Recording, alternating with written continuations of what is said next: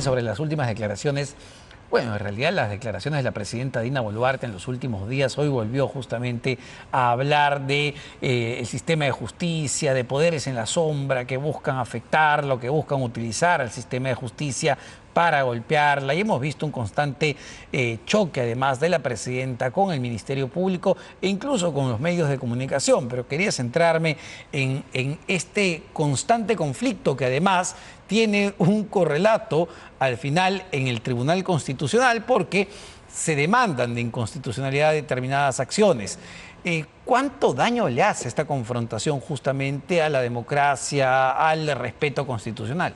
Bueno, sobre lo del Tribunal Constitucional, tenemos un proceso competencial planteado por el Gobierno, el Ejecutivo, contra el Ministerio Público sobre el artículo 117 de la Constitución, es decir, sobre la potestad de investigar al presidente de la República, o solamente es acusar por determinados delitos. Eso está en agenda del Tribunal Constitucional, todavía no hay fecha para la vista de la causa, pero vamos a resolver la interpretación del artículo 117, porque ha habido muchas interpretaciones, pero el órgano de cierre en la interpretación constitucional es el Tribunal Constitucional. Pero solo para precisar, ¿qué dice exactamente el artículo 117 de la Constitución que vincula o que, digamos, involucra al presidente de la República? Bueno, es que las interpretaciones no son literales, pero el artículo 117 señala claramente que el presidente puede ser acusado por 4 delitos durante su gestión. Es decir, consagra una inmunidad presidencial que se ha ido relativizando con el tiempo y justamente ha dado lugar a esa controversia para que el Tribunal Constitucional defina si el presidente durante su periodo puede ser investigado por el Ministerio Público. Pero eso es interesante, ¿no? Porque todo ese debate se abrió, usted lo recordará mejor que yo, a partir del gobierno de Pedro Castillo, que hoy está justamente preso, esperando y discutiendo sobre el tema del golpe que dio el 7 de diciembre. Pero, claro, a ver, sin ser abogado, el presidente no puede ser acusado, dice la Constitución, pero no dice nada de que no puede ser investigado.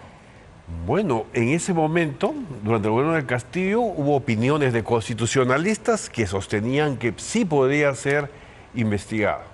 Incluso a la fiscal de la Nación, a la ex fiscal de la Nación, recuerda usted, se le inhabilitó en el Congreso por no haberlo investigado o por haber iniciado la investigación y haberla archivado.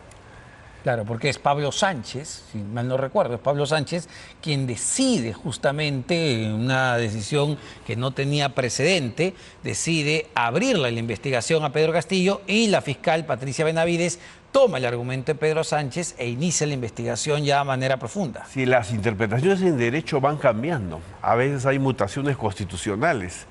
Y cuando hay estas discrepancias, el órgano de cierre de la interpretación constitucional es el Tribunal Constitucional. Claro, porque acá con los comentarios que hace la presidenta todo el tiempo es como que, oiga, que no discrepen, que no le investiguen, que no me toquen. Bueno, yo no voy a responder a la presidenta, pero obviamente eso genera confrontación política, ¿no?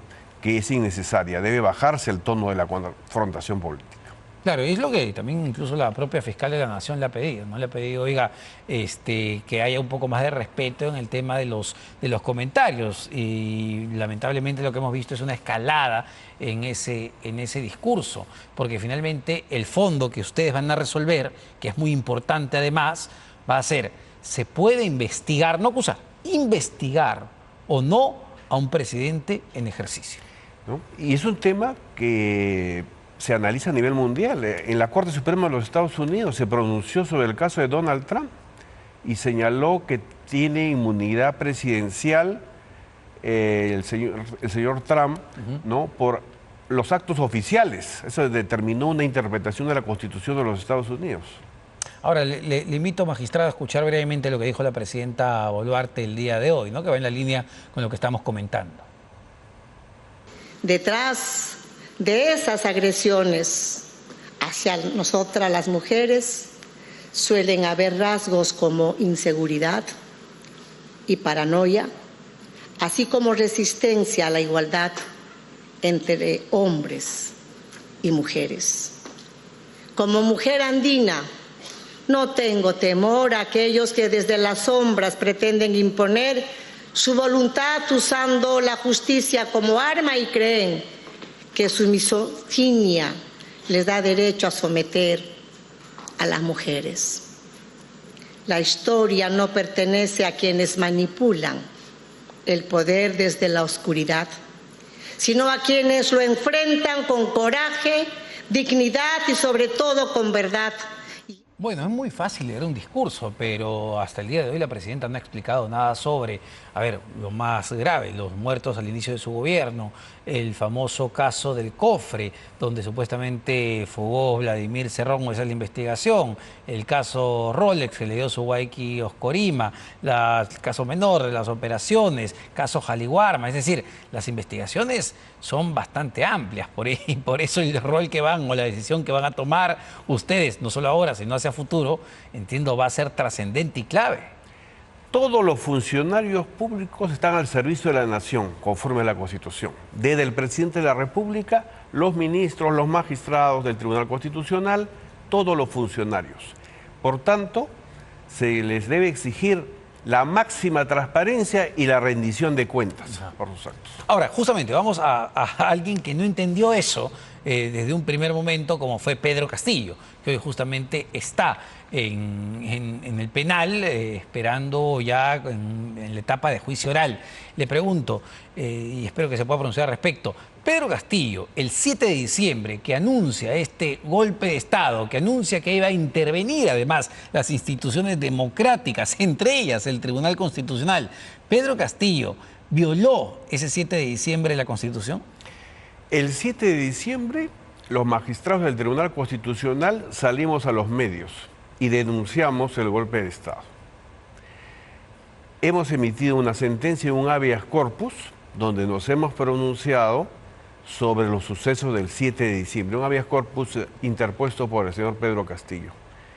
Hay varios otros habeas corpus, pero ya en ese habeas corpus nos pronunciamos claramente que con su discurso había quebrantado el ordenamiento constitucional. Y claro, ese es el plano constitucional que queda clarísimo, pero él está enfrentando también el plano penal donde el Ministerio Público le está pidiendo 34 años de cárcel. Y ahí yo le preguntaría, porque también hay que ver qué dice el Código Penal y digamos cómo esto se sostiene en la Constitución. Y el Ministerio Público lo acusa de rebelión, pero su defensa dice, oye, pero Castillo nunca se alzó en armas. ¿Cómo ve ese argumento usted? Bueno, eso ya lo dejo a la justicia penal. Lo que sí dijimos claramente que se había quebrantado flagrantemente el orden constitucional el 7 de diciembre y que dejaba de ser, desde ese momento que hizo ese anuncio, un gobernante constitucional y se convertía en un gobernante de facto y en consecuencia podría ser detenido. Porque además, y a ver, más allá del, entiendo el plano de discusión, pero porque además él era el jefe supremo de las Fuerzas Armadas. Es decir, él sí tenía, bajo la Constitución, digamos, el orden, la dirección de las Fuerzas Armadas y de la policía. Entonces, sí hace lógica que se le investigue por rebelión porque él tenía con su decisión la fuerza. Así es. Esta sentencia del Tribunal Constitucional fue votada por 6 magistrados, hubo un solo voto singular en contra. Y luego ha presentado otros habeas corpus de corte similar. Ahora, no quería dejar de preguntarle, magistrado, sobre un tema que también parece más declarativo, pero no deja de ser interesante o polarizante en este país, donde nos hemos dividido, valgan verdades, muchísimas veces entre el fujimorismo y el antifujimorismo. La restitución de la firma de Alberto Fujimori a la Constitución del 93, ¿tiene algún sentido práctico? Sentido práctico no, es una decisión política del Congreso, definitivamente, que obviamente es controvertida. En un momento, por ley, se decidió retirar esa firma de la Constitución y ahora una ley está restituyendo la firma. El expresidente del TC nos explicaba, ¿no?, el contexto en que se retira justamente esta ley, ya en el gobierno de Alejandro Toledo, luego de la situación de lo que vivimos evidentemente en el decenio de Fujimori.